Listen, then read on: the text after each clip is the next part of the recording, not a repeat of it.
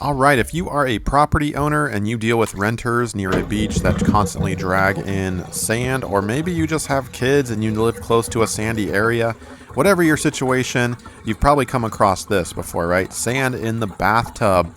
It's probably not great for the sand to go down the drain. I don't have any scientific proof of that, but I have a feeling that over time, lots of sand down a P-trap might not drain properly and might cause slower drainage. So the big question here is, how do you clean this sand up in an efficient and quick way, right? A way that's not, okay, I have to get towels out and wipe it all up and it's this big event. So here is the solution for you, one that I found was awesome. Got a little shop vac here and it does wet or dry. Now you see we just drained the bathtub and we've got all this wet sand that does not pick up very well. It didn't even stick to my finger, but check this out.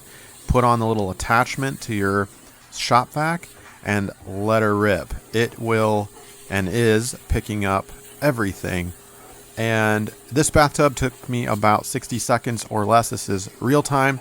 This video has not been edited or cut down from when we turned on the vacuum to when we turn off the vacuum. So you can get a real sense, I think, for how well this does the job. Highly recommend it. And if you don't have a shop vac, go ahead and get yourself one, right? It's a great tool to have around the house, around the garage.